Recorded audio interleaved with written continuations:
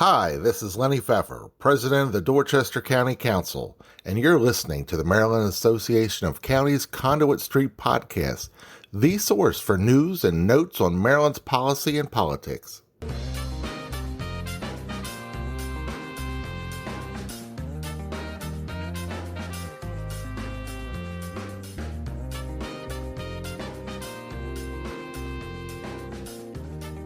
Hello and welcome to the Conduit Street Podcast. Kevin Canale here, joined by my co-host Michael Sanderson. And today we're diving into a critical fiscal update that has far-reaching implications for Maryland and its counties. As we approach the 2025 legislative session, Maryland's budget crisis is escalating, with projections painting a stark picture through fiscal 2020-30. Michael, how are you? Things aren't looking great, Michael. We've gotten some data recently. We've heard this across the state from every single county who we know are suffering in terms of trying to do what the state asked them to do with the blueprint and transportation and so many other things. Things are looking bleak, Michael, as we head into the 2025 session. Yeah, I'm afraid they are. The big picture is pretty chilling. We've taken a couple weeks to try and pull together things from multiple sources. The biggest among them, that the state every fall goes through a process with a special committee, the Spending Affordability Committee. They convene sort of a couple months before each budget is due, before the governor has to submit a budget and before the General Assembly session starts each January.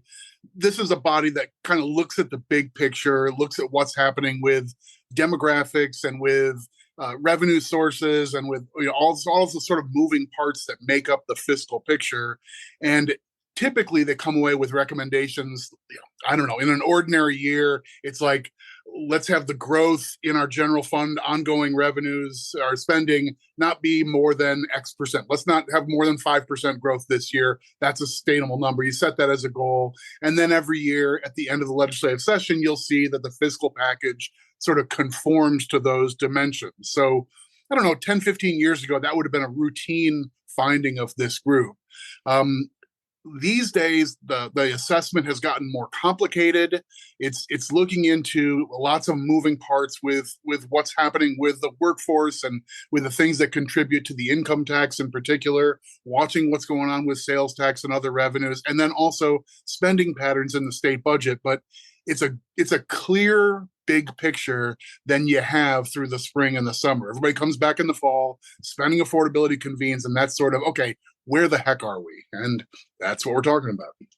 Right. So let's start by framing the big picture. So by fiscal 2026, ongoing state revenues will cover only 91.7%, Michael, of ongoing expenses. But if you fast forward to 2030, that number drops to a mere 84%. So that may sound insignificant, but these are severe structural deficits, and they highlight, I think, a fundamental imbalance between Maryland's revenue streams and spending commitments. Would you agree?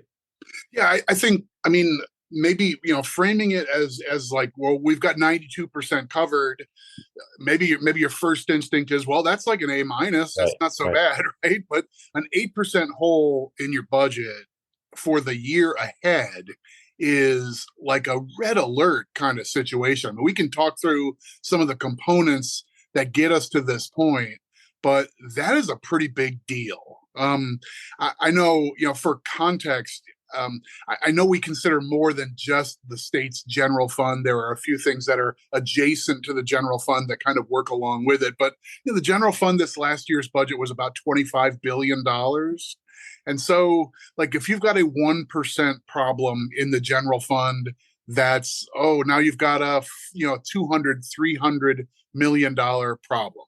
Right. And I don't know, both you and I have been through fiscal cycles of that magnitude where we come into the year with a $300 million problem, a $500 million problem. And while those are really large numbers to almost any of us in any normal context, when you're talking about a $25 billion budget and a lot of things that go into it, you can kind of resolve a $200-400 million problem. But once you're up to what this looks like, if this is really a $2 billion or more problem for the coming year, this is of a magnitude that's really tough to just, sort of wave away with short stuff. So I think this is the big dip in the roller coaster, right? This isn't the small stuff leading up to the big thrill ride. This feels like a pretty big dip. And when the state the state plays a big role in supporting all sorts of essential services that ultimately are really delivered at the county level. I mean,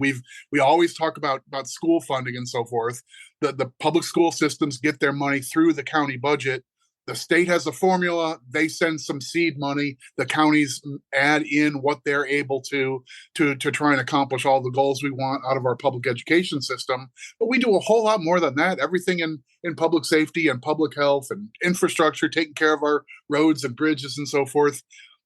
The state is frequently the secondary player in a lot of those areas. And when the state's in crisis, we tend to feel it because you still need to fill that pothole. You still need to run the school buses and get the kids to school. Like all those things still have to happen. The show's got to go on. Right. And you mentioned the blueprint, Michael, and that squeeze is almost, I mean, it's certainly being felt across the state in every single county.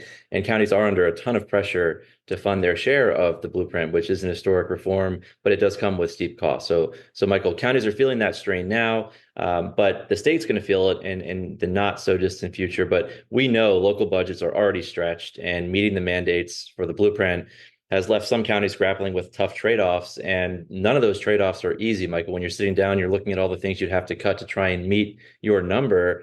It puts counties in a really bad spot. And we can talk about some of the things later that the state can do to sort of mitigate some of this stuff. But when you're looking at, by 2030, a $6 billion structural deficit, Michael, I mean, you mentioned the $2 billion number, but looking out in the out years, it's even worse. I mean, the blueprint is certainly a problem, but we have a lot of other issues too. And counties, like you said, are reliant in so many different areas on the state because either we don't have our own funding stream or that's just the way it is.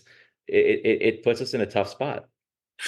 Right. I mean, so this is sort of a repeat for our longtime listeners, and you've probably heard this before, but the state funding for the Blueprint program, this big sort of decade-long ramp up of more resources to a variety of goals in public education, was sort of envisioned as it's a 10-year rollout, and it's going to cost.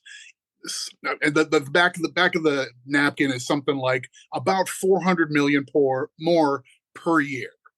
And in advance of the Blueprint getting passed, we had a constitutional amendment where Maryland voters said, we want money from casinos and slot machines and so forth to go into an education trust fund and be dedicated for big education improvements like the Blueprint, which was coming soon. So what ended up happening was we got a few years of casino money sitting in the education trust fund that today is effectively still paying for the state side of those costs.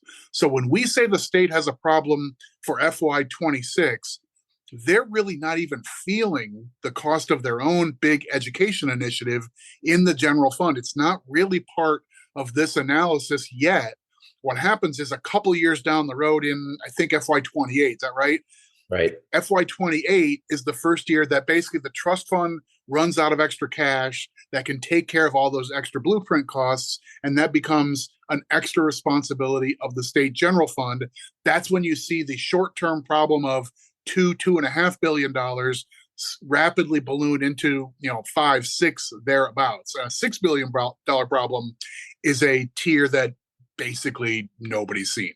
Right. Right. And when we talk about the Blueprint, Michael, I think one of the other challenges, and again, because counties are feeling this now and the state isn't necessarily feeling it right now, is we know that costs have gone up since the pandemic, right? We know that it's a weird world that we live in now. We know it's more expensive to buy things and pay people and to build things.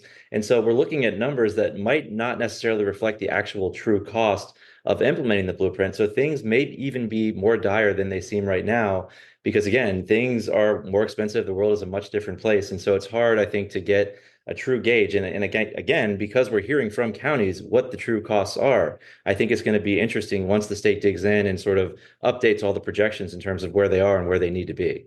Right. So that's a contrast between the state and county level as far as education funding through the Blueprint goes, that the state still has a piggy bank for another couple of years to take care of its side, but the counties are actually having their required funding ramped up year after year. There are some counties who are still ahead of the curve, and this new mandate has not yet caught up with what they've been doing. But we have a number of jurisdictions who are already looking and saying, wow, the schools are 52% of our entire county budget, And now the state funding, the state funding formula says we've got to kick in like an extra 6-7% to schools, but our revenues are only growing by 2 or 3. So that means there's zero for the local health department and for just, for roads and bridges and for public safety and all the other things put together that the counties do. So we're already feeling that pinch in a way that the state isn't yet. And that's already been forcing tough decisions even before we get to what seems like difficult stuff facing Annapolis. Right, Michael. Let's add another layer of complexity to this and peel back the onion a little bit more, because the economic backdrop adds a huge layer of complexity to already a murky situation. Maryland's unemployment rate was 2.9% in September, which was steady from August. But the stability masks, I think, deeper concerns, right? The initial unemployment insurance claims spiked in early October, and that certainly suggests some turbulence in the labor market, Michael. So, I mean, we're looking at these numbers, and again, it's weird. And I think that's the theme of what we've been talking about for a while. I mean, what is this economy right now, Michael, and how does it affect everything else in terms of Maryland's fiscal situation? I think if you ask 10 prominent economists what the heck is going on in the United States labor market, I don't think this is specific to Maryland. I don't think we're an outlier here. We might be in some minor ways, but for the most part, what the heck is going on? For context, if you're not an econometrics guru, 2.9% unemployment is a quick barometer reading that would tell you things are going great. That is an indicator of a red hot economy where just about everybody who wants a job can get one, and there's lots of opportunities to advance. And there's actually, those usually are pressures for, this is going to turn into wage competition and eventually inflation. That's maybe a too hot economy. 2.9% inflation is lower than what my economics textbooks from the dinosaur age would have said. Full employment would be 4% unemployment. If 4% of people want jobs and can't get them, that's just like transitional friction in the workforce and so forth. Less than that, you're threatening to overheat the economy. So you'd think that if employment is so strong, you would think that the income tax would be going gangbusters, and we'd have not just an ordinary year with revenue growth of like 4% or 5%, but maybe even better than that. And instead, revenue growth is really sluggish. Like I've lost track of what the number they're projecting for year-to-year gain, but it's in the neighborhood of 1% for FY 25 to 26, and that's bananas. Like this is the weirdest time. I've been saying this for a few years running, but no one's seen a time like this where you're that lost for what the heck is really going on out there. Right. And the housing market isn't faring any better, Michael. Another indicator a lot of economists want to look at to judge the strength of the economy. And, another one like unemployment. Home sales have declined, though, month over month, and medium home prices have followed suit. So the softening housing market signals, again, broader economic challenges, as housing is often a leading indicator of economic health. And again, Michael, it's a big indicator that economists are looking at in terms of deciding what this economy is and how healthy the Maryland economy is and the national economy. Yeah, I mean, it makes sense in a number of ways. When the housing market is strong, there's a number of ancillary things that turn into tax revenues. So you end up with construction jobs, and those people are making money, they're earning a paycheck, they're having taxes withheld, and that's strong for income taxes. But typically someone buys their first home or moves into a larger home, and then they go out and they buy a new refrigerator, or they buy, we need to have the second fridge, or we need to have new window trimmings or other things. Like you buy a lot of things that go along with the new house to build it up to livability, and those things tend to be sales tax drivers. So there are some of these things are connected, and to the extent that we've got a weird housing market, interest rates being high and some people feeling kind of locked in their mortgage has made today's housing market stickier than usual. I don't know. We're trying to guess at the explanations for these things, but I think they're kind of connected. But the housing stuff is part of this. So let's try and do some framing of what's going on with the state snapshot here, and how this how this problem of they've got, if they're only covering 92 cents on the dollar of their budget for the year ahead, sort of if you put everything in just neutral and you let it roll down the hill without making any new policy decisions, you got an 8% problem. That's kind of what the snapshot for spending affordability looks like. I mean, part of that is projecting revenues, right? You're trying to say what's going to happen with the income tax. That's number one, with the sales tax, and then the other odds and ends that make up the state revenue picture. I mean, we missed the number a little bit here and there, but I think the primary takeaway is we don't have a crisis that's directly a function of, the estimators missed the mark. They did a bad job forecasting. I don't think it's anything like that. Like, personal income taxes look like we're short by 0.5% of what we had been guessing. And like, I don't know. I mean, you'd like to get that number as close to perfect as possible, but missing by 0.6% isn't a huge miss the mark number. I mean, that represents $80 million. This is exactly. That's not $1 billion of our problem that we missed the mark on forecast there. And income tax is the biggest piece of all of this. I'd actually say that's a good forecast, right? Yeah, to be I think that's 1% right. off, that's really good. And it's not a significant number. Like you said, $80 million in the context of the state budget. And in terms of income tax revenue generally, it's not, it's a small number. Not small to people like you and me, normal people, but it's a small number in context. Yep, exactly right. And then, like sales tax is number 2 on that list. And I think the latest report we just heard before the Spending Affordability Committee again was that they've missed the estimate by about 13 million. So again, a relatively minor miss. So we're under the number slightly on both income and sales taxes. They're number 1 and 2. Corporate income taxes are actually higher than expected. That's always a really weird one to forecast.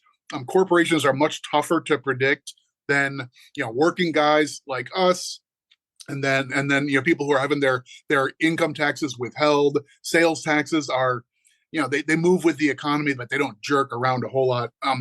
Corporate income tax does jerk around a whole lot, and you almost always miss that. But that was actually a miss to the good. We overperformed there by 130 or so. But all this stuff kind of washes out in the big picture. So it's not a giant miss on revenues. That's the big driver here.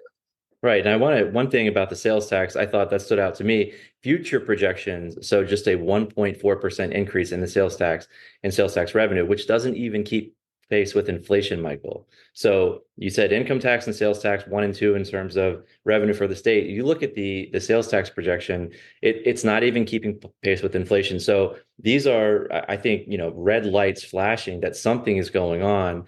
You mentioned it's not the case that we're missing revenue projections, that we have a spending a problem, right? We have a problem where we need to either cut spending or raise revenue because the state has made so many big commitments and important commitments, but it's coming to the point where, you got to do something. So we know that, and we've talked about this at length, a major driver of this growth is education spending. We've talked about the blueprint. It's a landmark investment, but it's the costs for education are projected to increase by $8.7 billion between 2025 and 2030, Michael. And again, while these investments aim to improve outcomes and they are very important, they're unsustainable without a major revenue boost. And that's not me and you saying that. That's what the Spending Affordability Committee heard from the Department of Legislative Services, the nonpartisan Department of Legislative Services, that, hey, we're looking at these numbers and we just don't have enough revenue, or you're going to need to cut some costs in other areas to make just this one piece of it work. And that's everything, right, Michael? That's driving this whole thing. Yeah, I mean, it's in the multi-year forecast. The education commitment is an enormous part of this, and as we've already mentioned, while the state leaders are focusing on the state budget and the pieces that move the state, it's also the fact that the whole blueprint plan was premised on the state ramping up its contributions through a more deeply invested formula in a variety of categories, and getting targeted monies to certain schools and certain communities and so forth. So the state has a bunch of things on its to-do list, but then they're also asking every county to step up to the plate and do their share of all these new goals and initiatives that are part of the blueprint. So that ends up being the counties are being pushed to, you've got to dig deep in your budgets to come up with that number. It's already a challenge. It rises and rises every year. And that strain just ends up being compounded by all your other financial obligations. Folks are upset about the potholes. Folks are, they're demanding the new park in the area that, their local park is overcrowded. They want a new area for recreation. Folks look to the counties for all the way of life things that make their community a good place to live. You have to balance all that stuff together, and that's the second piece of this puzzle. When the state has a crisis, we're along for the ride on education for sure. Right. And again, all those other things are more expensive than they were before, including filling potholes, building housing, building a new park. All those other things are also more expensive. So that just compounds the problem. But Michael, education is not the only pressure point, right? We know that entitlement programs, particularly Medicaid, are consuming a larger budget share. And Michael, we know the state has a big Medicaid issue. I think, about $500 million, and it's really unclear as to why. That number would indicate that we were in some sort of recession, but that doesn't feel like we're not in a recession, right? So inflation, increased enrollment costs are driving higher each year when it comes to Medicaid, and the aging population adds to the trend. But Michael, I still look at the number and it's hard to understand what's going on with Medicaid. Yeah, I agree. I think this is an area where, like, you and I lack the expertise to give a deep answer to it. I will just say that what makes Medicaid different than most things in the state budget is that it is an entitlement program, meaning if you walk in the door at your local Department of Social Services and say, this is my family's circumstance, we need help. And they run the numbers and say, well, based on your income and the number of people in your family, you're entitled to Medicaid services. And so we're going to help you enroll here, and you can get health care covered because of your relatively low income. So the state always tries to budget for what it thinks will be the number of people who will qualify. And frequently that's a function of the local economy and so forth. Like you said, a big growth in people eligible for and asking for Medicaid services, you would associate that with, I just got laid off. I just lost my job. I got no way to get a good job. And now I can't pay for health care. I need help right now that I didn't a year ago. Folks are walking in the door, asking for services, and they're entitled to them. The state has to make good on that. It's a state and federal shared obligation, but you can't put someone on a waiting list for Medicaid. If you're eligible, you just get it, and then the state's got to figure it out. So this is one of those areas where it's not reckless spending. It's a matter of, we didn't see a wave of people coming and being eligible and needing and getting services here. But $500 million, that is a big building block in this component, as opposed to the revenue misses, which are relatively small. That's a big piece of this. For sure. And Michael, public employee costs also on the rise, and that's contributing to this problem as well. Yeah, for sure. An awful lot of what the state does, I think it's a proportion that's lower than what counties do, but definitely a big share of public budgets are in the people who go out and do the stuff. So that's wages, but it's also contributions to pension system and healthcare. We know healthcare costs continue to rise faster than the regular rate of inflation for the economy. So all those things are spikes, relatively speaking. And when you compound all that stuff together, you've got another meaningful cost driver it's faster than your growth in revenues. What it costs to keep up with the contract you've pledged for your employees and to pay for their health care and to pay for their pensions is growing more rapidly than the income tax and the sales tax. So you end up with this sort of yawning problem between the two sides. And tucked away in the background, we also know that the state pension system, we make a contribution to the pension system.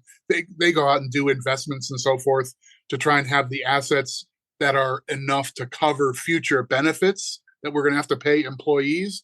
But we know that they're sitting on losses basically over the last year and a half or so. If you had any kind of investment in fixed income, if you were sitting on bonds and things of that nature, if you got a bond that was locked in at a nice 4% rate and then suddenly interest rates spike, you now have an instrument that is underwater. It's only worth 94 cents compared to the full dollar that you paid for just a few months before. So Those are some unrecognized losses. Like if you hold that bond to maturity, it doesn't really matter. But still, on the books, the pension system kind of took a beating too, also attributable to interest rates mainly. Right. And of course, the Capital Debt Affordability Committee, they've raised concerns with Maryland's debt burden. So that's another concern here. Debt service payments will consume a growing share of state revenues, and that will further squeeze funds for essential programs. Right. So we know that taking on more debt to build projects, that's a way out and not having to spend cash right now. But we're hearing from fiscal leaders that that the concern is that those debts are rising, that and eventually it's going to be unsustainable. So that would affect us, Michael, in terms of if the bond rating agencies take a look and say, you know what, we think these numbers are too high. There's too much outstanding. We're going to drop the state's AAA credit rating. We know that one of the major rating agencies put the state on watch. And Michael, these are highly coveted ratings. There are a number of states in the country that have always had AAA. Maryland is one of them. So I know that there's some concern that, you don't want to just keep borrowing and borrowing to try and get out of this situation. And we can talk more about that later because the rating agencies are watching. Right. And so, I mean, this ends up being pressure from so many different sides at once, right? You've got a little bit of softness in your revenue side. You've got a big spending commitment that you want to adhere to, but it's going to put a strain because it's growing much more rapidly than your revenue sources are growing. You've got all these other cost spikes with employees and with twists with your budget system, with your pension system, with healthcare and all those sorts of things. So I mean, all this stuff combines to just make this a challenge of a level that we're just not used to. I mean, we're just not used to having this many things pointing sort of, the red lights are flashing all over the dashboard here. So I think it's a perilous situation overall. And there's no obvious sort of, well, if we just get a little bit good news on the stock market or in the economy, all this is going to wash away by January. The numbers are maybe more grotesque than that. Right. So let's kind of ping pong back and forth, Michael, some of the options that lawmakers have to ease this burden a bit. And right. The Department of Legislative Services, they did suggest several short-term measures, but they all do come with significant risk, Michael. And I think the first one, maybe the most obvious one, is most people would say, hey, well, it's raining. Why don't we just tap into the $2.5 billion rainy day fund? That could help us to bridge gaps temporarily. But it does leave the state exposed if a recession does strike. We know the economy is weird. Nobody really knows what's going to happen with the economy. So if you then get into a situation where you fall into a recession and you've already tapped the rainy day fund, that's a safety net that we might need and we wouldn't have if you were to go in there and rate it now. Right. It's there's a bit of a catch-22 with sitting on reserves, right? You tell these bond rating agencies, well, we have a policy to maintain at least 5% of our annual budget in a reserve fund. And that's money we'll just leave lying in the sock in case we have fiscal distress. But then when we're in a situation like we are right now the state actually has more sitting in that rainy day fund than we are sort of statutorily required to put there. So, in theory, you could say, let's draw down that balance to get to a certain level. But whatever you do, if you say, well, we're going to break the glass and use some of the emergency money, the folks who wanted you to retain that reserve sometimes will squint and say, well, how come you went to that so fast? Or you're just leaving yourself vulnerable in case things get really dire. In their view, it never rains. It's like, right. Keep the money for a rainy day, but the heavy stuff isn't coming down quite yet, right? But it is a fair question, right? Of like, why are you tapping into this rainy day fund? How bad are things that you need to do this, that you feel like you need to do it when you've been putting extra money in the sock, right? And we know there are reasons for that, but I can understand why a rating agency would see that as a significant move. Right. And also, once you take it, it's gone. Right. I mean, if the balance there is $2.5 billion and your required floor is $1.25, let's say that you could come up with some plan to take $1 billion clean and just pull it out of a reserve fund, drop it into the general fund, and make this year's budget work. Well, you haven't resolved next year's problem. Like maybe that gets you to limp through 1 year's budget, and that year there's still money in the sock by June 30th, the end of the fiscal year, and technically that's a balanced budget, but you didn't really resolve whatever the underlying ongoing problems are. If you've got a big delta between revenues coming in and expenditures going out that you've committed to, patching it over with one-time money is a temporary fix, not a structural or a permanent one. Right. And Michael, let's talk about revenue volatility and what the state could do there that could provide some immediate relief. I know it's kind of wonky, but talk to us about that. Yeah, so there's a couple of things that Maryland has done in recent years because of this situation that we get to every fall and we have a weird fiscal forecast. Maryland has adopted a policy to basically say, hey, when we have a year that exceeds the normal by a certain amount, we're going to take some of that excess revenue and deliberately put it into a reserve fund, not just the old-fashioned rainy day fund, but it's like a revenue volatility fund. Isn't that I think that's the term of art for it, right? So we have an extra reserve fund that's basically meant to be when the sun is really shining bright, let's capture a little bit of that sunshine, those extra revenues, and not spend them all in the moment and keep them for when we're on a downswing. So you can make the case that the circumstances are right for us to approach those dollars in addition to potentially just the regular old rainy day fund and say it's time to dip into that. So that's a structural thing that we've wanted to do. Now our ability to stick with the plan and actually put all the extra dollars into those side funds has been kind of catch as catch can in recent years. Yeah. But still, there's potentially a little bit of relief to be had there if you want to break that glass, so to speak. But Michael, that goes back to capital gains, right? And we've mentioned before that capital gains revenue is notoriously difficult to predict because, human behavior is notoriously difficult to predict, and investor behavior maybe even more difficult to predict. But a lot of the idea here is when we have a good year, when there's a bunch of revenue coming in, we know that capital gains revenue is not sustainable. So we're not going to count that as like ongoing revenue. We're going to put some of it away. Again, understand the short-term rationale for trying to dip into some of that and using it now. It's a great idea. It doesn't necessarily have to be put in the sock, but that is a lot of the rationale behind that, right? Is that we know these revenues are volatile. We're not going to count on them. In fact, we're going to take that extra money and put it aside so that when the revenues come in a little bit lower than they were predicted, we're going to have the money to cover that. Right. So it's a variation on the theme to basically say, are you willing to say that where we are now is a special enough circumstance to do something unusual with our standard policy of holding money in reserve? When we got a little extra, we'll put some extra into that rainy day fund. We'll treat some wobbliness in revenues as an unusual thing rather than be naive and spend it and build it into a base. Is this the year to pull the trigger and say we need to actually draw down some of that stuff or suspend some of that stuff? And that's, it's a judgment call, like we said. Right. And a couple other things. Another idea that was floated was shifting cash from capital projects to cover operational costs.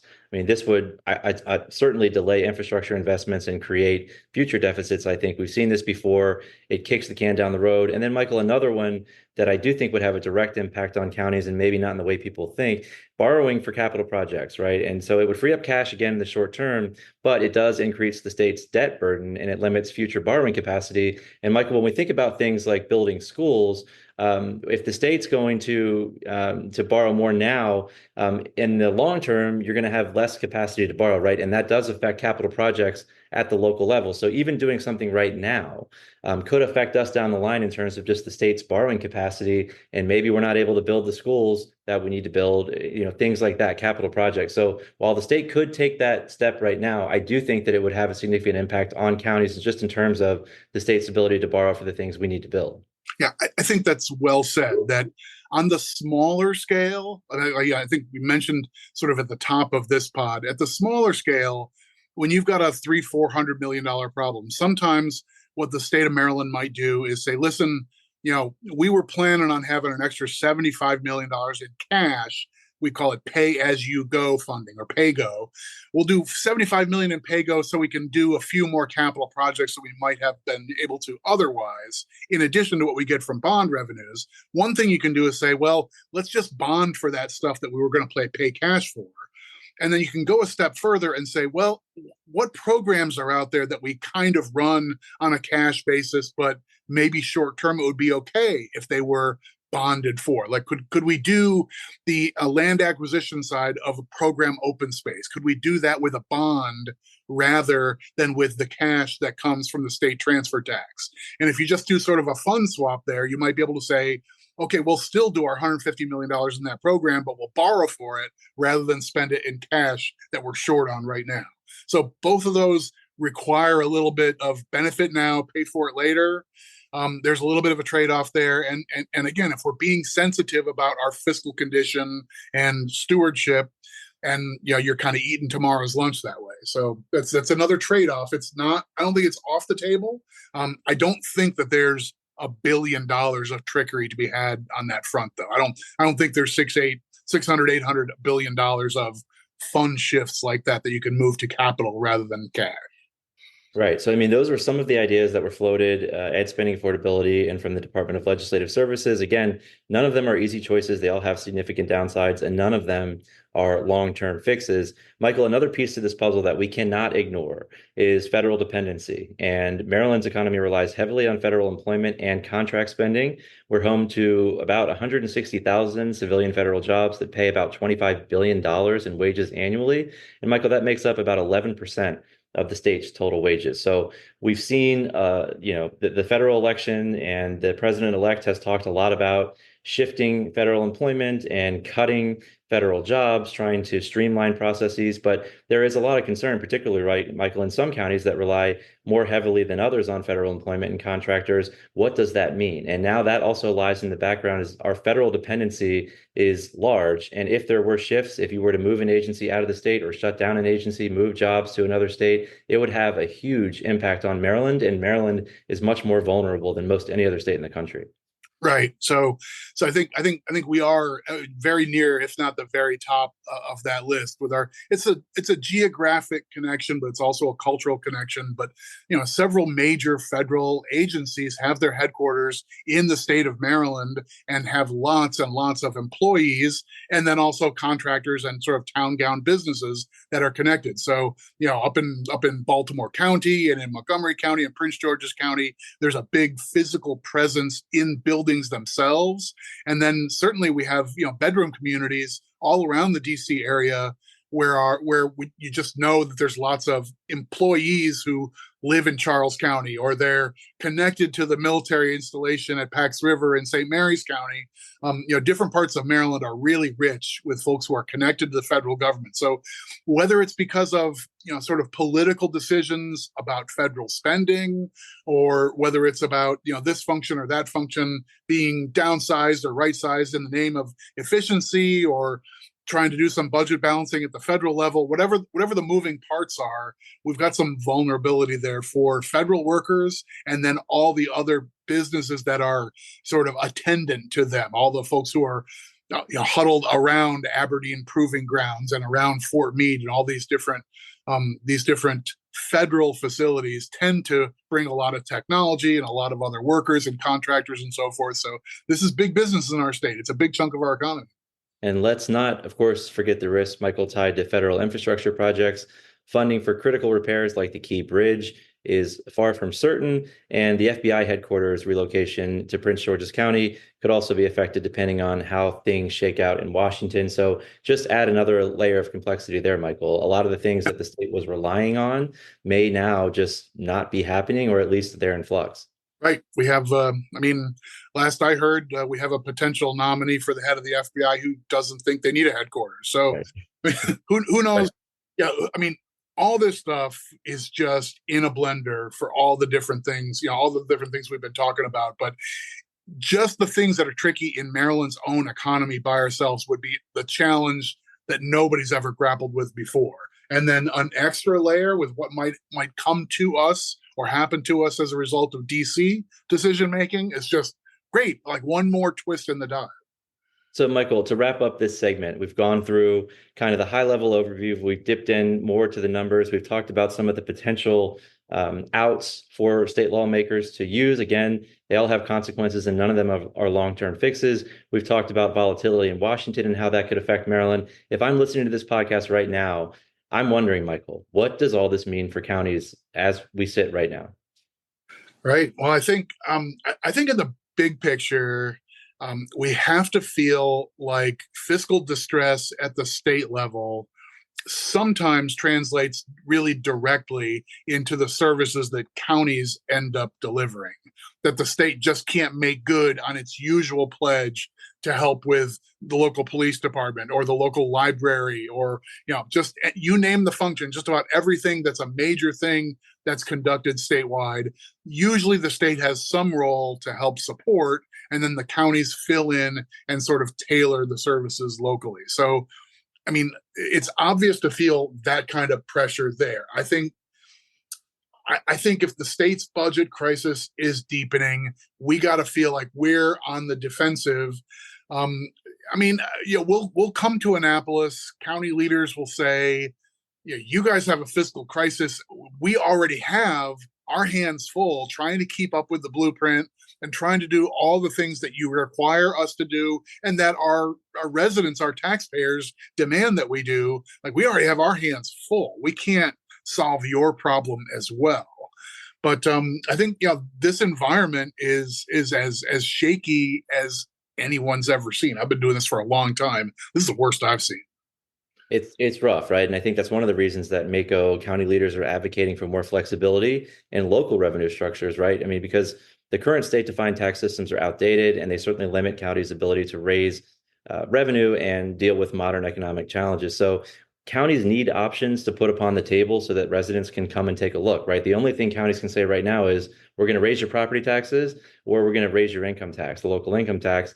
And those are the only two options. So I think what county leaders, what we're hearing is that we need more options to put upon the table so that we can have conversations with our residents, and we can decide collectively what we want to do, which levers to pull, because we know if we pull this lever, it will have an effect over here, trying to balance things out a little bit more, make the tax system more equitable. And again, decide as a community what the options need to be, what the solutions need to be. But again, we're really stuck right now in terms of how we can raise revenue and where we can find revenue to pay for things that the state needs us to pay for. Yeah. And this isn't a matter of county leaders saying, we're really excited to go raise everybody's taxes, right? I mean, it doesn't start from there. It starts from our residents, demand these services. We need to find a way to get there. And, earlier you had said something about the sales tax. Like, the sales tax isn't even keeping up with the cost of living, right? So if the state's projecting 1 or 2% growth in the sales tax, that means that would suggest that Marylanders are just buying less stuff. Mm-hmm. And I might suggest if there's partially an answer to that, some of it might lie in, we still have a tax system that's mostly built from like the 1960s. We still have a sales tax that's overwhelmingly grounded in, you buy a physical thing and you pay sales tax. But if you pay for a service, then you don't. And right. We have some limited exceptions to that, but that's an easy to understand example of how there's we kind of call it horizontal inequity, two things that are effectively the same kind of transaction. Now we've patched up the gap a little bit here and there with the state sales tax, but not fully. There's a laundry list of different things that people spend money on and consider to be basically the same kind of thing as going to buy an item, and instead this one's taxed, that one's not. You get your car fixed and you pay sales tax on the part, but not on the labor. I mean, there's all sorts of weird anomalies like that, maybe a refreshing of the tax system at any level could at least bring it in line with today's economy better than the state laws that have incrementally approached. Counties, for the most part, have a tax on hotels. But if you go 2 blocks over from the hotel and you rent an Airbnb from someone, it's on the county to try and figure out when did that happen, and try and maybe you have to litigate against the company to get them to collect your local hotel tax. That's bananas. Right. And my example, of course, is Michael Sanderson goes to get a haircut, and of course, on the way out, they're going to sell him the shampoo. They're going to sell him the shampoo. Right. He will buy the shampoo. He's not paying the sales tax on the haircut, but he will pay it on the shampoo, right? That doesn't make sense. I agree with you. There are so many examples that you could pick through.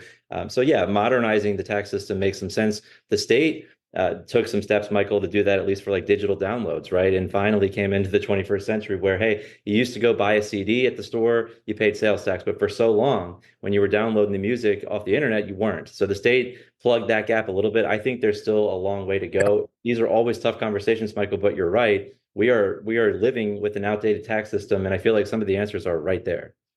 Yeah, and like we're not trying to say Mako has a position about what the state ought to do with this tax or that tax, or that they have to raise taxes or whatever.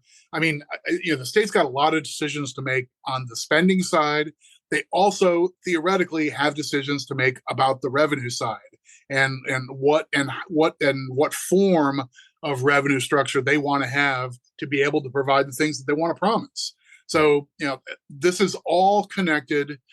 It's all front and center for the General Assembly this year. The governor's going to have to propose a budget plan that's balanced, and then the General Assembly is going to have to go through that. Probably will find fault with something here or something there, but none of this is going to be easy. There's not going to be a single fiscal plan out there that's going to look like, oh, this is a snap. We just don't have to do this. We don't have to do that. Everything's going to be fine. There's not going to be a version that's going to be, oh, well, this is the obvious and simple path forward. We're just not in that neck of the woods here. Yeah, I mean, obviously the fiscal situation is full of uncertainty, and I know there are a lot of people, a lot of Marylanders concerned right now, maybe federal workers, military contractors. And I was on a call this morning, and someone asked me, what should counties be doing right now to kind of figure out how to line themselves up for this new administration and to quell people's concerns? And my advice was, I think counties, and they are hosting listening sessions. I think a lot of people just want someone to listen to them at this point and to try and gauge, where your community is, where your residents are in terms of the federal shifts and concerns about, again, employment and, what the new administration means for Maryland in terms of infrastructure investment and jobs and whatnot. That was my answer. I think there's so much uncertainty right now. We don't know how all of this is going to shake out, but at least taking the time to listen to your residents and to field those concerns and to, express optimism. Things are not going to fall apart. This is what we do in local government. We keep the train on the tracks. So I think that was my answer, Michael. I don't know if you have a better answer to that question, but there's so much uncertainty out there. I think people are just looking for answers that aren't necessarily there right now. So for me, I think taking the time to listen and then try to formulate a plan of how to line yourself up, to deal with the changes in Washington and the state's fiscal situation, trying to understand where your community is, I think is probably most important right now in my mind. Yeah, I think I don't think I can improve on that in any material way. So you got to be flexible. But if folks have not sat down and taken a look at what this looks like, it's just a different picture. I mean, I confess, like, I didn't see these numbers coming. Like back in July, I'm sitting down with the county commissioners in a random county, and the Mako president Johnny Olszewski and I traveled to every jurisdiction, and we're out in Western Maryland talking to the Allegheny County commissioners about what's going on. And I was sort of painting this picture of, it looks like the state's got a problem. It's a big one, but it's probably within the manageable range. Like maybe it's 800 million. And that's like testing the boundaries of what you can manage without like really feeling some genuine serious pain. But if that 800 is really 2.5, now it's a bigger problem than I had been thinking in June, July, August, and even the dimensions we felt at the summer conference. The governor spoke to a big room of county leaders and talked about everything needs to be on the table, including the path toward these educational goals and so forth. I don't think anybody was thinking the numbers were quite this big at that time. And if they were, they kept it under their hat. So relative outsiders like us kind of learned this stuff in October, November this year. Right. So a lot to be sorted out. And again, we are filled with uncertainty right now. We don't have a ton of answers. We know there are some options on the table, but again, none of them are great options and none of them are long-term solutions. So it's going to be a tough road ahead, but counties have shown resilience before. We'll keep doing that to navigate these fiscal headwinds. And I think it's fair to say, Michael, we should expect a BRFA in the 2025 session. There were a few years there where things were great. And, they didn't really need to make a ton of adjustments to the budget. We had all the federal dollars rolling in. We've started now to get back into being used to expect a BRFA, and that's the Budget Reconciliation and Financing Act. That's where if the state is going to cut local funding, that's where they do it typically. So we'll have to be on the lookout for things like that, Michael, but I am confident that counties will remain resilient. We'll figure all this out. The state will be resilient like it always is, and they'll figure out the right things to do. And Mika will be in there the entire session talking about any proposed changes and what they would mean for counties. So don't worry about that, but a lot to figure out, Michael, as we head into January. I think that's the cherry on top of a difficult Sunday. So yeah, we'll huddle together. We'll get it done. All right, we'll leave it there for today. As always, if you enjoy the podcast, please go ahead and subscribe. That way, all of these episodes are sent directly to the device of your choice. You can also follow along on social media, Facebook, Twitter, and then, of course, there's no better time than now to be reading the Conduit Street blog, constantly updated. Michael, we have our big winter conference next week in Cambridge, so we hope to see everyone down there. We're going to be talking about a lot about the budget. We'll have a lot of really smart people in these sessions talking about what the state needs to do and the options upon the table. But for Michael Sanderson, this is Kevin Canale signing off. And for our esteemed producer, Chantel Malcolm-Lynn, we will leave it there and we will talk to you soon.